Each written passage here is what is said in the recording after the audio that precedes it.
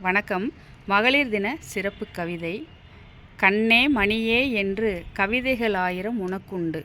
சிங்கப்பெண் தங்கத் தாரகை என்று மங்கை உனக்கு மகுடங்கள் நிறைய உண்டு.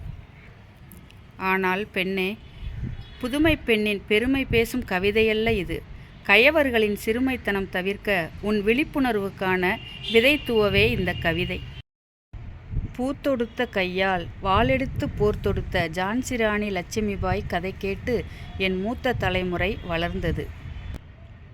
கள்ளிப்பாலுக்கு தப்பிப் பிழைத்த கதை சொல்லிச் சொல்லியே என் தலைமுறை அழுத்தது. ஆனால் என் மகளே, தாய்ப்பால் மறந்து தரையில் நடைபழகும் முன் கயவனின் கண்ணில் படாமல் பொத்தி வளர்க்கும் போதாத காலம் இது. தனியொரு பெண்ணாய் விண்ணில் உலா வந்து தன்னிகரில்லா சாதனை ஒரு புறம், இனியொரு பெண்ணால் மண்ணில் தனியே உலா வர முடியா வேதனை மறுபுறம். எனவே என் மகளே, பள்ளிக்குச் செல்கிறாயா? தள்ளி நின்றே உறவாடு. அன்பு சகோதரியே, பணிக்குச் செல்கிறாயா? பிணிக்கு மருந்து போல் நட்பு வைத்துக்கொள்.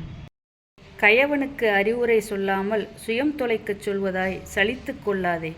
இரை தேடும் மிருகங்கள் என் உரை தேடி படித்திடுமா என்ன? சலிக்காதே என் மகளே, விழித்துக்கொள். அன்பிற்கு வளைந்து கொடு. ஒடிந்து விழும் அளவிற்கு வளையாதே. ஒடியும் முன் நிமிர்ந்து நிற்கும் திறனோடு வளைந்து கொடு. தரணி எங்கும் நம் தடங்கள் பதிக்கலாம்.